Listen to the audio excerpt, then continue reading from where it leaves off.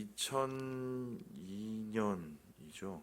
2002년에 신대원 입학하고 나서 얼마 안 있다가 이제 공부하다가 이제 휴학을 했어요. 휴학을 하고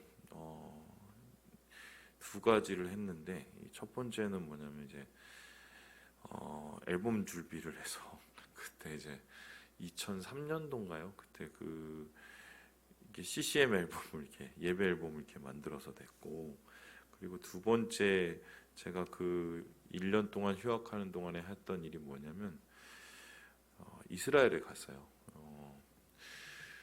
그 뭐 돈이 있어서 간 게 절대로 아니고, 그 없는 돈 뭐 있는 돈 다 그리고 모아서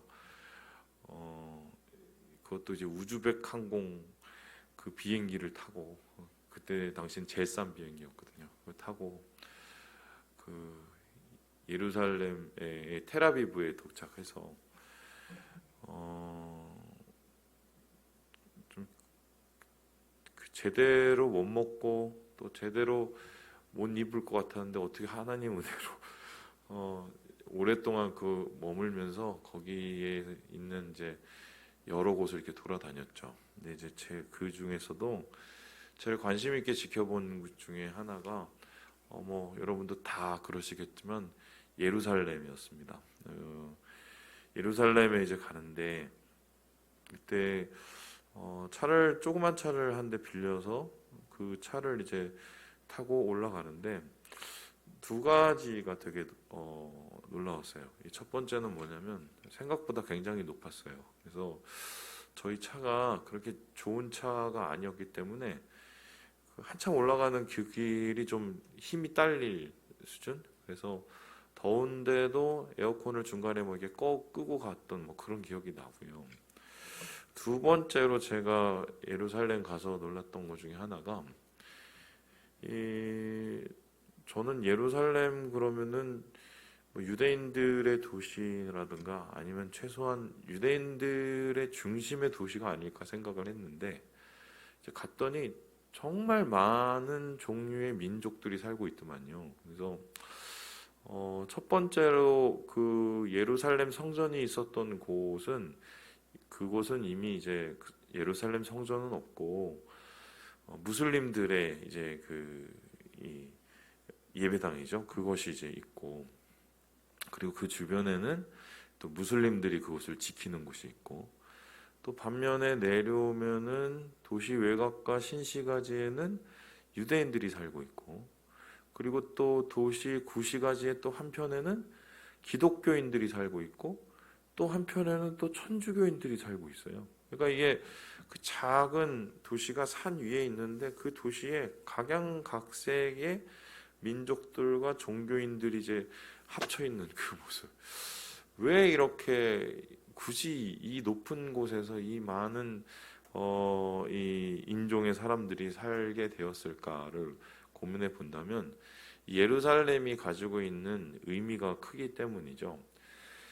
이 예루살렘이라는 곳은 유대인들에게는 바로 그들의 영광이 서려 있는 곳입니다. 왜냐하면은 그곳에 다윗이 자기의 궁정을 세웠을 뿐만 아니라 다윗의 아들인 솔로몬이 그곳에 하나님의 성전을 세우고, 그 성전에 영광이 내려와 그곳에서 주님을 찬양하고 영광을 돌린 곳이 바로 예루살렘이죠. 반면에 무슬림들은 그 예루살렘을 되게 중요시하게 여기는 이유가 뭐냐면, 그 무하메드, 그러니까 그들의 이제 위대한 선지자라고 부르는 무하메드가 예루살렘에서 승천을 했다고 생각을 해요. 그래서 그 옛날 그 예루살렘 성전의 그 터가 무하메드의 뭐 발자국이 새겨졌다고 그러는데, 뭐 그게 맞는지 틀린지 모르겠지만 거기를 꾹 밟고 하늘로 올라갔다, 이렇게 생각을 합니다. 그러니까 거기를 거의 3대 성지처럼 여기고 있고, 기독교인들은 그곳을 또 중요하게 여기는 이유가 우리가 잘 알겠지만, 예수님이 거기에서 십자가에 못 박혀서 죽으시고 부활하신 곳이기 때문에 바로 우리 예루살렘을 그렇게 중요시하게 여기게 되는 거죠. 어쨌든 그 예루살렘이 가지고 있는 그 의미 속에는 유대인이나 혹은 뭐 이 기독교인이나 혹은 무슬림까지도요. 그곳이 바로 하나님과 연결이 된 곳, 우리가 섬기는 예수와 연결이 된 곳, 그리고 우리가 그곳 속에서 우리의 시작, 그러니까 공동체의 시작이 이루어진 곳이 바로 예루살렘이라고 생각하기 때문에 오늘날도 수많은 사람들이 그곳을 방문하고 그곳 속에서 여러 가지 이야기를 만들어 가고 있죠. 오늘 왜 제가 이 예루살렘 얘기를 여러분에게 꺼내냐면 오늘 전체적인 이야기가 바로 이 예루살렘과 깊은 관련이 있기 때문입니다. 우리 함께 2절의 말씀을 같이 한번 읽어보도록 하겠습니다. 시작. 그의 장막은 살렘에 있으며 그의 처소는 시온에 있도다. 오늘 이 시인은 하나님을 찬양하고 있는데 특별히 크신 하나님, 이스라엘을 돌보시는 하나님을 찬양하고 있습니다. 그런데 그 이스라엘을 돌보시는 하나님을 찬양할 때 하나님의 장막을 바라보면서 찬양을 하는데 그 하나님의 장막은 살렘이며 시온이다라고 합니다. 여기서 살렘이라는 것은 예루살렘을 뜻하는 것이고 시온이라는 것은 예루살렘이라는 성이 있는 시온산을 뜻합니다. 그러니까 같은 얘기죠. 그런데 이 시온과 예루살렘을 시인이 이토록 축복하고 또 시인이 이곳 속에서 하나님에 대한 이름을 높이고 있는 이유는 무엇입니까? 바로 이곳이 이스라엘의 평화가 시작되는 곳이기 때문입니다. 우리 함께 3절의 말씀을 같이 한번 읽어봅시다. 시작. 거기에서 그가 화살과 방패와 칼과 전쟁을 없이 하셨도다. 이스라엘 역사 동안에 계속적으로 외세 침입이 끊이지 않았습니다. 그 이유가 무엇이냐면 이스라엘이라는 그 지역, 가나안이라는 지역이 풍요로웠기 때문은 아닙니다. 풍요로움으로 따지기 시작하면은 이 바벨론이 있는 메소포타미아 강 유역이나 아니면은 나일강이 있는 애굽 지역의 곳이 훨씬 더 풍요로웠죠. 그런데 왜 그럼에도 불구하고 이 가나안이라는 지역에서 항상 싸움이 일어나고 여기서 전투가 일어났느냐? 여기가 딱 중간이기 때문이에요. 한마디로 이 세력이 애굽, 바벨론 위에 또 아수르가 있는데 이 세 곳에 딱 중간에 있기 때문에 이곳을 통과하지 않고는 자기의 세력을 넓혀갈 수가 없습니다. 그러니까 딱 중간에 낀 상태로 이 예루살렘에 살고 또 가나안에 사는 이스라엘 백성은 위에 북쪽 세력이 커지면 거기에 침략을 받고 아래에 남쪽 세력이 커지면 또 거기에 침략을 받고 계속적으로 중간에서 끼어 있는 삶을 살게 되는 거지요. 그래서 아마 이스라엘에게 이 전쟁이라는 것은 지긋지긋한 것이었을 거예요. 그런데 이 지긋지긋한 전쟁의 삶이 이어지는 곳에서 그들은 평화이신 하나님을 바라보게 되는데 그 평화이신 하나님의 그 평화가 어떻게 이루어지느냐? 바로 주님이 계시는 성전 예루살렘 그곳으로부터 하나님의 보좌로부터 흘러내려오는 평화를 바라보고 있는 것이죠. 실제적으로 이 살렘, 예루살렘의 살렘이라는 말이 어떤 뜻이냐면 이게 평화라는 뜻입니다. 샬롬, 샬렘 비슷하죠? 그래서 이 하나님의 평화가 예루살렘 주의 성전으로부터 나오기 때문에 나는 이를 바라보고 찬양할 수밖에 없다라고 이야기를 합니다. 자, 그렇다면은 하나님의 평화가 왜 어떻게 예루살렘을 통해서 이어지게 될까요? 우리 함께 그것을 좀 살펴보도록 하지요. 우리 함께 우리 5절의 말씀을 같이 한번 읽어보도록 합시다. 5절입니다. 시작. 마음이 강한 자도 가진 것을 빼앗기고 잠에 빠질 것이며 장사들도 모두 그들에게 도움을 줄 손을 만날 수 없도다.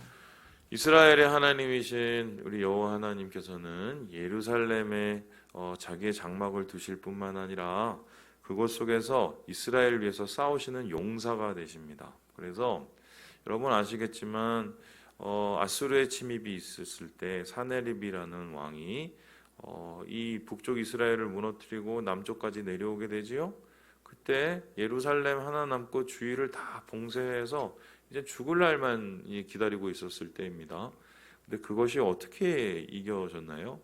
바로 하나님께 예배하고 찬양하는 가운데 하나님께서 친히 그들 가운데 임재하여 주셔서 그들 앞에 있는 대적을 돌이키시고 하나님께서 승리를 주시지 않으셨습니까?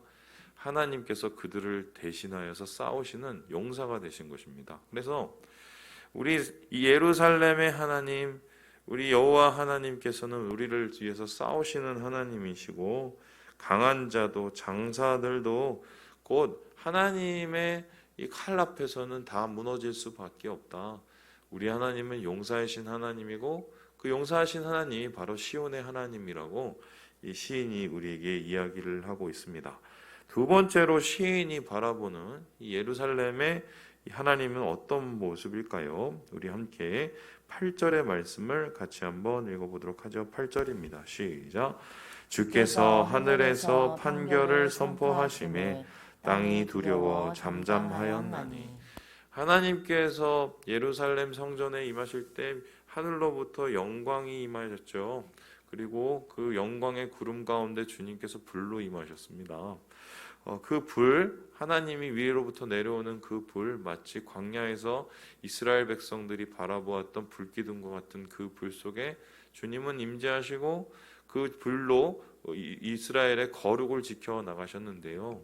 바로 이 예루살렘 그곳에 거하시는 하나님께서는 이스라엘 백성을 위해서 싸우실 뿐만 아니라 그곳 속에서 하나님의 공의의 판결, 공의의 의로움들을 이스라엘 백성 가운데 나타내신다. 그래서 주님의 이 함께 하시는 성전이 있는 한 주의 거룩하심과 공의로움이 이스라엘 가운데 넘쳐서 하나님께서 원하시는 그 아름다운 나라로 서게 될 것이다 라고 시인이 또한 이야기하고 있습니다. 마지막으로 시인이 이야기하는 예루살렘의 이 하나님은 어떤 모습일까요?